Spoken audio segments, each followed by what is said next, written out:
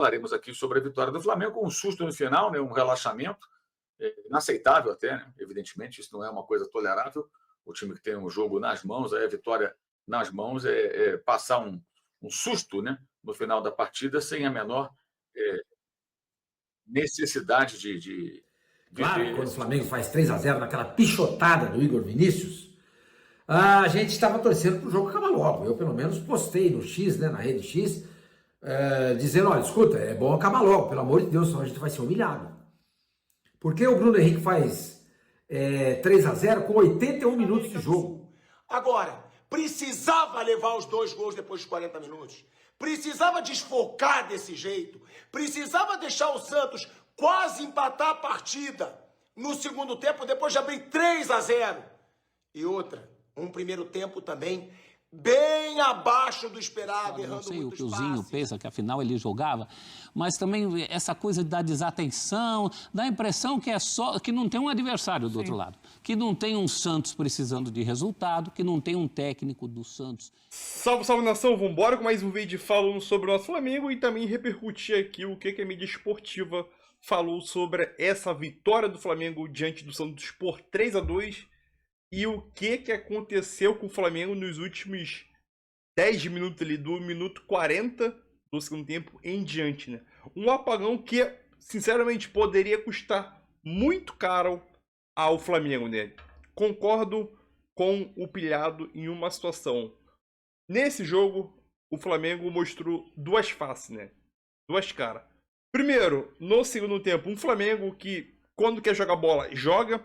Dificilmente um time bate de frente com o Flamengo na América do Sul e um time que acha que já venceu o jogo, que se acomoda dentro do jogo, porque o placar está ao seu favor e acaba levando 2 gols de bobeira. 2 gols em 3 minutos, que poderia botar tudo a perder no Brasileirão 2025. Vitória veio, Arrascaeta jogou bem pra caramba, pênalti perdido, Vinha entrou, 2 gols pro lado do Vinha, e o Juninho, que até o momento não recebe oportunidade por Felipe Luiz. Deixe seu like, deixe seu comentário aí também, o que tu achou do debate e o comentário de cada comentarista.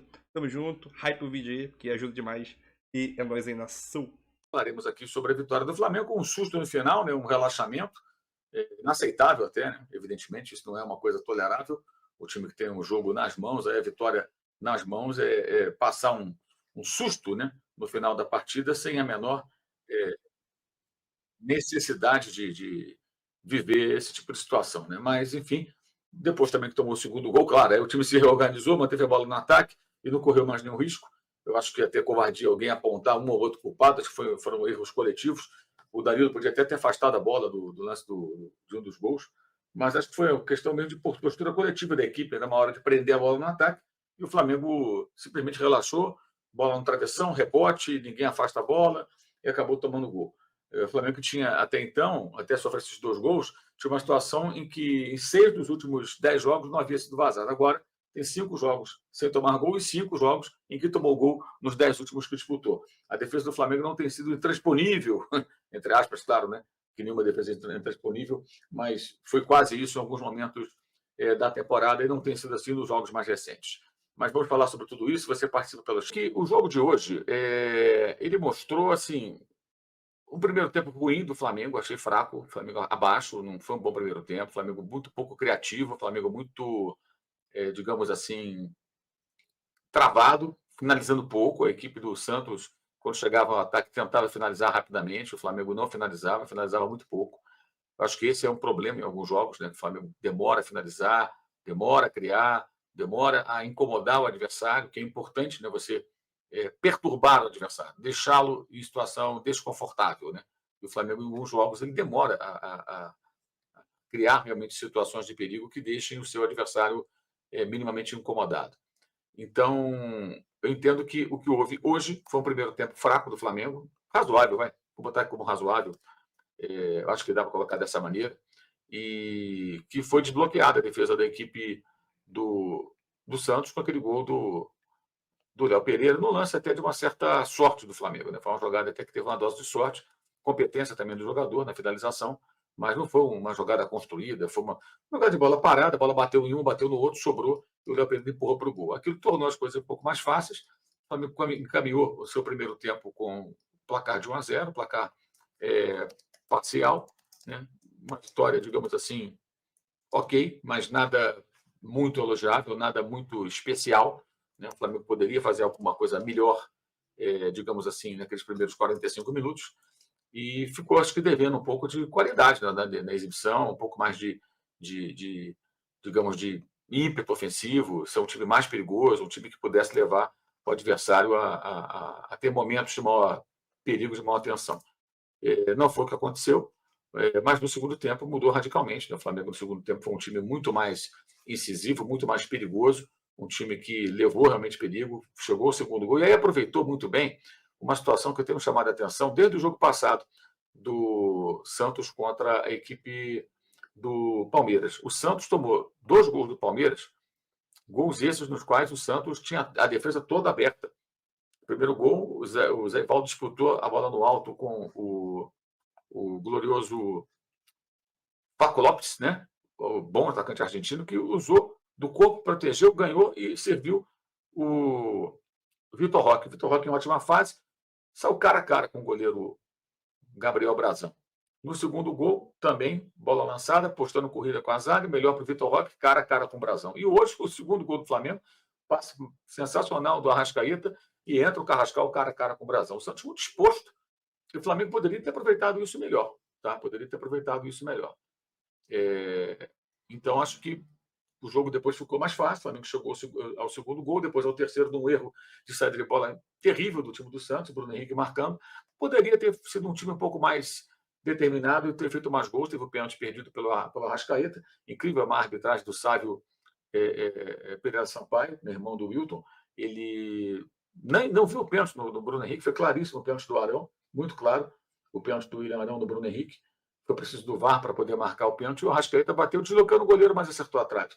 Ali o Flamengo já poderia ter feito 3-0, o placar que foi alcançado depois com o gol marcado pelo Bruno Henrique.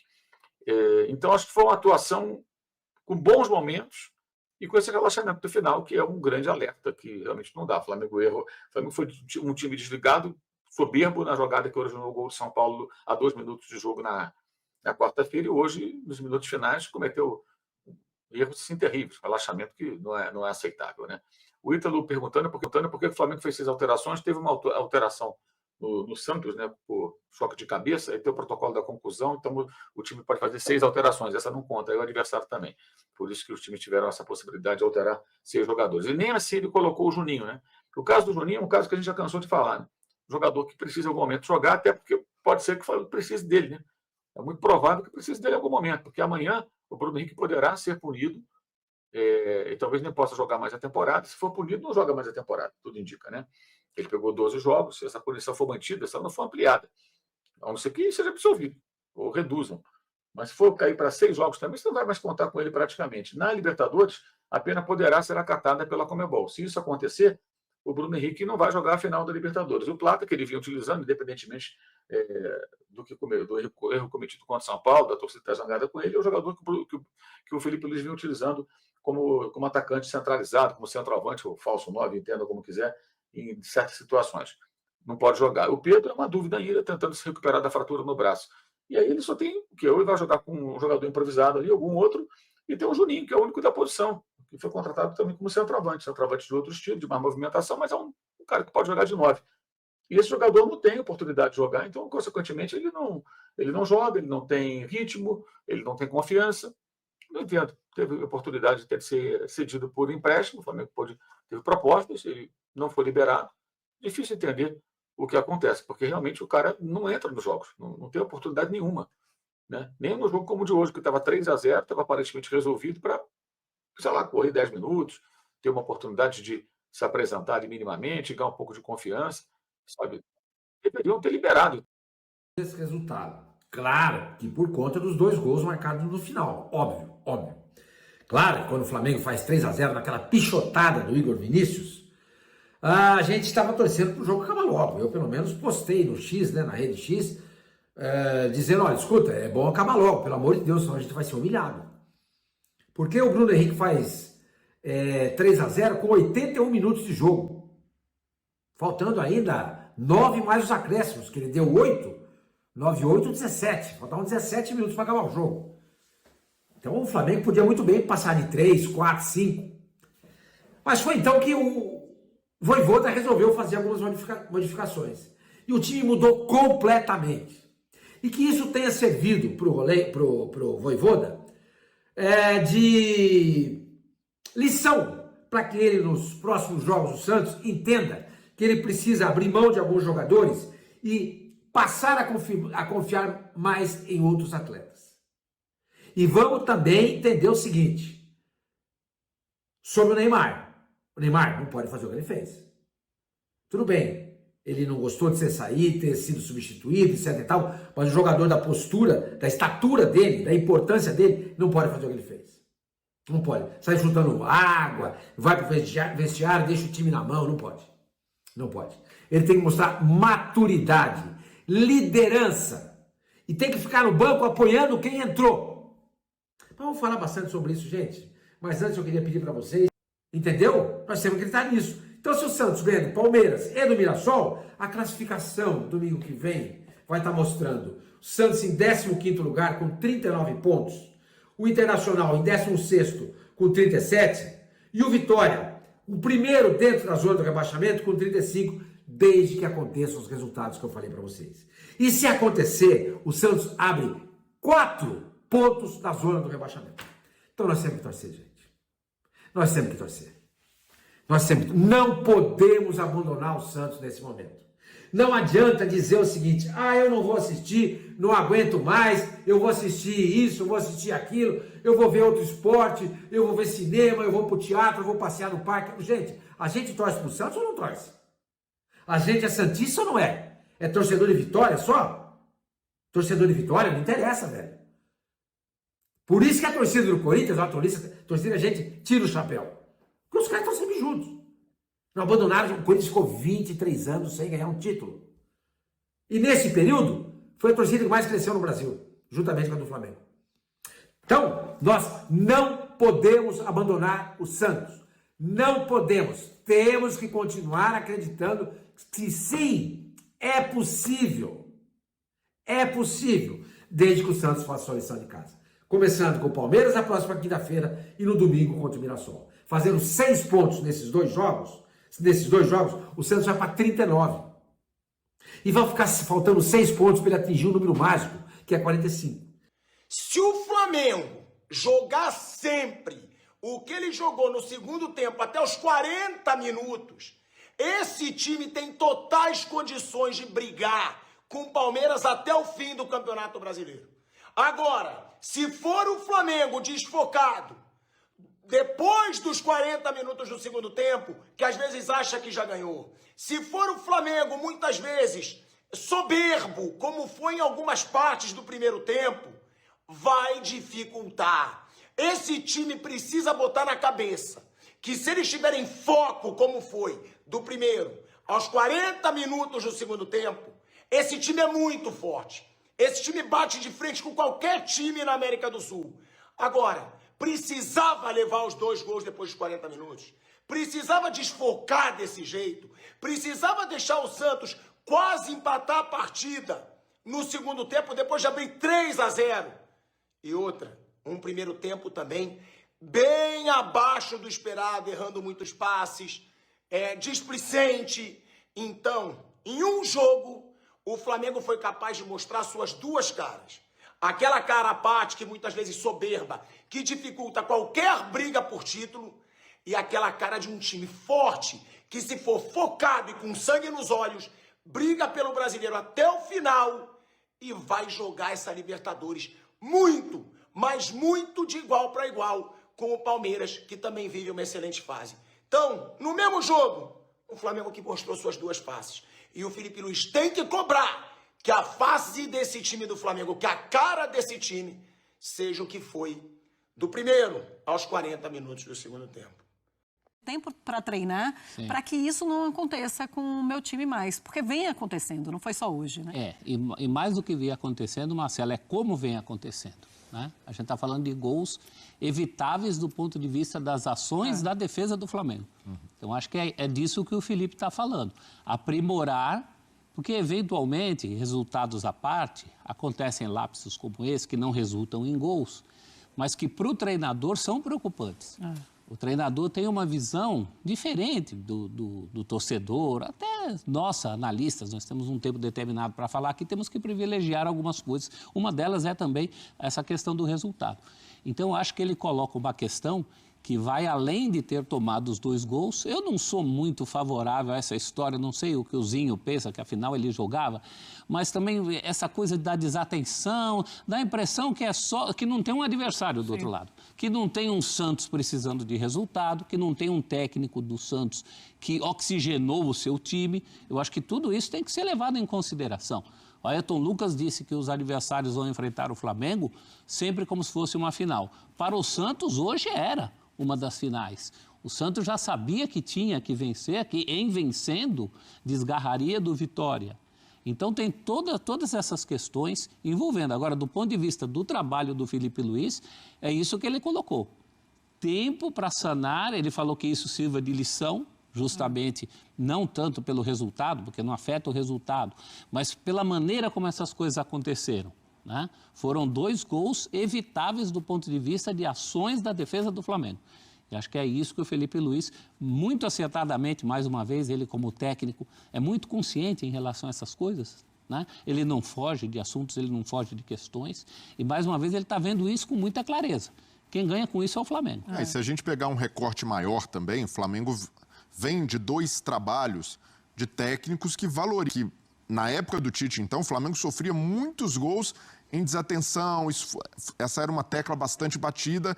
E com o Felipe Luiz, não há dúvidas de que o Flamengo evoluiu defensivamente. Apesar dos 4 gols que tomou nos últimos 2 jogos, é um time que hoje se defende muito melhor e há um comprometimento defensivo de toda a equipe. A gente percebe ali os atacantes participando bastante, o Felipe Luiz valoriza jogadores físicos que se comportem também na recomposição de forma mais proativa para o time. Então, esses gols recentes tomados pelo Flamengo, para mim, não indicam que há uma fragilidade defensiva agora, que o Flamengo tem algo a se atacar. Para mim, são detalhes e, naturalmente, o Felipe, como treinador detalhista que vai trabalhar isso porque ele sabe, não só em Campeonato Brasileiro, que o Flamengo ainda tem a melhor defesa, mas olhando para a final da Libertadores, em que vai enfrentar Palmeiras, de Abel Ferreira, que é um técnico que, assim como o Felipe Luiz, também olha muito para as fragilidades do adversário para explorar de alguma maneira, o Felipe Luiz vai ter de cuidar de tentar reduzir essa margem de erro. É natural, até pelo contexto do último jogo contra o São Paulo. Perde o Plata, um jogador expulso, o comportamento defensivo muda. Hoje, com 3-0, uma relaxada ali já com a festa da torcida, dá para aceitar pelo contexto, mas é algo que o Felipe Luiz tem sim de trabalhar internamente, mas sem ali uma proporção de crise ou uma preocupação, um alerta vermelho. Nada disso, o Flamengo ainda continua sendo um time muito seguro. Até porque... tem usado melhor o Arrascaeta, né? O Arrascaeta mais próximo do gol, o Arrascaeta mais artilheiro. Então, se a gente pegar desses jogadores, né, da geração histórica do Flamengo, o Arrascaeta talvez tenha sido o que mais evoluiu, porque ele passou a ser um jogador mais letal, um jogador cada vez mais magistral, que cadencia no meio-campo e acelera quando necessário, e ao mesmo tempo cada vez mais essencial ao Flamengo pela liderança que tem. Izinho, tem uma coisa, né? É um Arrascaeta que nas últimas 2 temporadas acabou sofrendo com algumas lesões e nessa temporada isso não acontece. Então ele está muito bem fisicamente também. O Bielsa deu uma entrevista falando, inclusive elogiando o departamento médico do Flamengo, dizendo, olha, o que fazem com o Arrascaeta é algo incrível, porque ele consegue entregar o que ele não entregava há anos. E hoje ele vive o seu melhor momento físico. O Flamengo, né, sofreu com esses problemas. A final mesmo, né, a primeira final entre Palmeiras e Flamengo, em 2021, ele não chegou inteiro, ele não chegou bem para aquela decisão. Ele se recuperou durante alguns dias para jogar a final e, nitidamente, fisicamente, ele estava abaixo. E o Flamengo, ao longo das temporadas, em outras retas finais de campeonato, sofria com isso, principalmente o Arrascaeta, que, de todos os atletas que foram falados, nesses 5 anos, vamos colocar aí, Estou colocando muito de 2019 para cá. Não tem um substituto. A gente fala que para o Gabigol teve, porque o Pedro chegou, para o Bruno Henrique tem, chegou Cebolinha, chegou Samuel Lino, chegou Michael. Para todas as funções tem um substituto. O Flamengo tem, é o melhor elenco do futebol sul-americano. Então, para todas as posições, quando um jogador está ausente, o Léo Ortiz não jogou, jogou o Danilo ao lado do Léo Pereira. Não jogou o Alexandre, jogou o Ayrton Lucas e ainda tem o Vinha. Não foi o Royal, foi o Varela, para todas as posições. Mas quando o Arrascaeta não está bem para jogar o jogo, tem que se buscar uma solução tática, tem que mexer no sistema, tem que improvisar algum jogador, é o Luiz Araújo ali, é o Plata por ali, ou não, adianta um pouquinho o Saul, inventa alguma coisa para tentar buscar uma solução, e assim mesmo não consegue. Então ele, para mim, é o grande jogador de um elenco farto, de vários craques, o melhor elenco. Se esse é o melhor elenco do futebol sul-americano, e eu acho que você não tem um substituto para o camisa 10.